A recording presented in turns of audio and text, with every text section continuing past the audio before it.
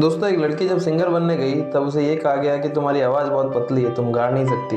और जब सिंगर बन गई तब लोगों ने उसे जहर दे के मारने की कोशिश भी की। दोस्तों, मैं आज बात करने जा रहा हूँ रत्न रत्न पद्म विभूषण दादा साहब फाल्के जैसे पुरस्कार से बेहतरीन पुरस्कारों से नवाजी जा चुकी लता मंगेशकर जी की। ये न सिर्फ हमारे भारत का सम्मान है बल्कि संगीत जगत में इनकी एक अलग भी पहचान है।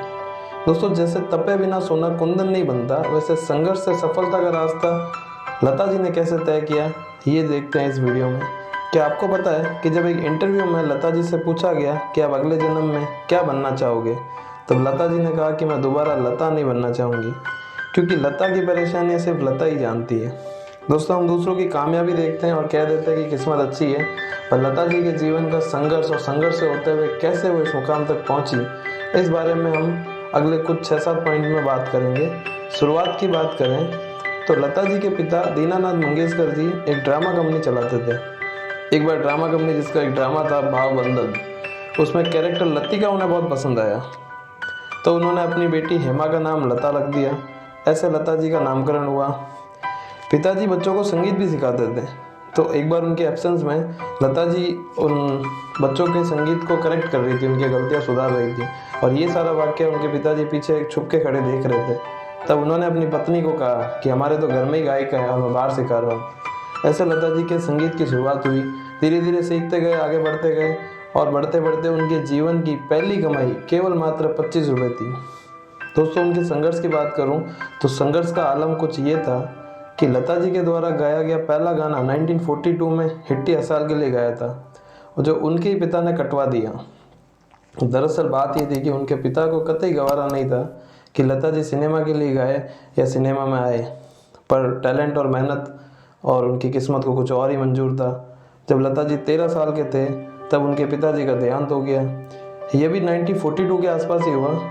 तब मजबूरी में लता जी ने फिल्मों में गाना गाना शुरू करना पड़ा। उन्होंने बहुत सारे रिजेक्शन भी हैंडल किए। लता जी ने बहुत सारे रिजेक्शन हैंडल किए, पर खुद पे भरोसा रखा और आगे बढ़े। गुरु गुलाम हैदर साहब, जो कि उन्हें निरंतर काम दिलवाने का प्रयास कर रहे थे, एक बार उन्हें दिलीप कुमार को उनका गाना सुनवाया। तब दिलीप कुमार जी ने कहा कि आपकी ना शब्दों पर पकड़ नहीं है, ऐसा नहीं लगता कि आप हिंदी में गा रहे हो, और उन्हें रिजेक्शन देखना पड़ा। फिर गुरु गुलाम जी ने उनको एक फिल्म मेकर से मिलवाया, और दिलीप कुमार जी के थे वो परिचित।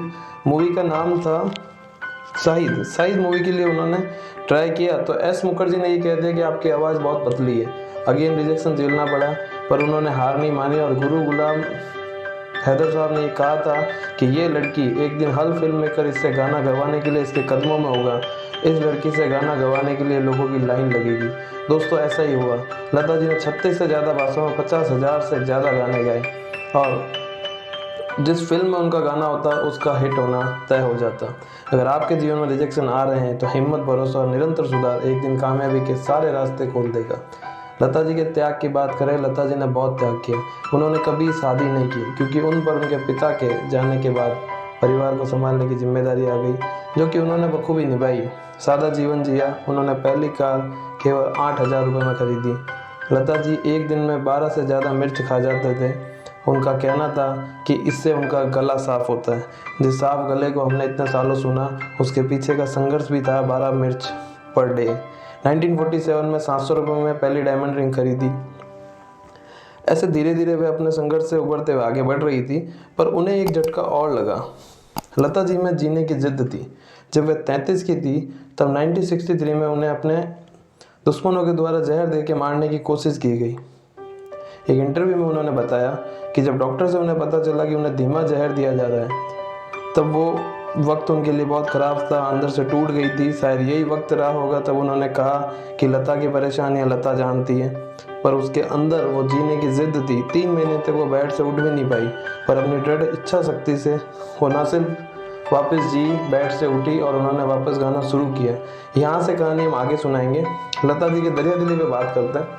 दोस्तों, आज के दौर में जहाँ लोग किसी की मदद में सोचते हैं, वहाँ लता जी इतनी दरिया दिल थी कि 1983 में जब क्रिकेट ने भारत में वर्ल्ड कप जीता, तब खिलाड़ियों को इनाम देने के लिए बोर्ड के पास पैसे नहीं थे, तो लता जी ने दिल्ली में कॉन्सर्ट किया, जिसके लगभग कुछ 20 लाख रुपए बने, और वो उन्होंने क्रिकेट बोर्ड को दे दिए। तब खिलाड़ियों को 1-1 लाख रुपए इनाम दिया जाना संभव हुआ। छत्तीसगढ़ के गीतकार बार बार लता जी से संपर्क करना चाह रहे थे, पर ये संभव न होने के कारण उन्होंने प्रण लिया और उपवास रखा। लता जी ने उनसे संपर्क किया, जब बात हुई तो उन्होंने उनके लिए गाना गाया जिसकी फीस 2 लाख रुपए तय हुई, पर उन्होंने केवल 1.5 लाख लिए। 50,000 ये कह के वापस दे दिए कि इसकी आप मिठाई बांट देना, क्योंकि छत्तीसगढ़ी में मेरा भी ये पहली बार का गाया हुआ गाना था। लता जी लगातार मेहनत करती रही, वो कभी थकती नहीं थी। जब उन्हें यह कहा जाता था कि आप गानों को टुकड़ों में, अंतरों में रिकॉर्ड करो, वो कहती नहीं, मैं पूरा गाना ही गाना पसंद करूँगी। एक दिन में 12 से ज़्यादा गाने भी लता जी ने रिकॉर्ड किए हैं। कामयाबी के बाद भी अपने काम को लगातार अपनी मेहनत से संवारती जा रही थी। दोस्तों, लता जी ने कमबैक किया था जहाँ से हमने कहानी रोकी थी।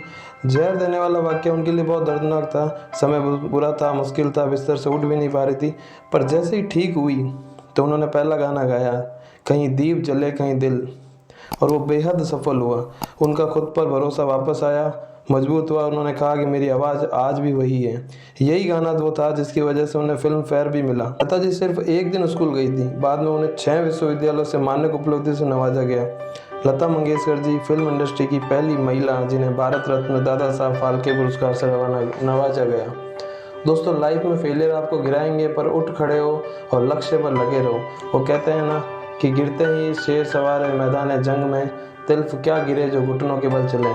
80 साल के सिंगिंग करियर को अलविदा कहकर एक महान हस्ती हमारे बीच से जा चुकी है। भगवान उनकी दिव्य आत्मा को स्वर्ग में स्थान दे।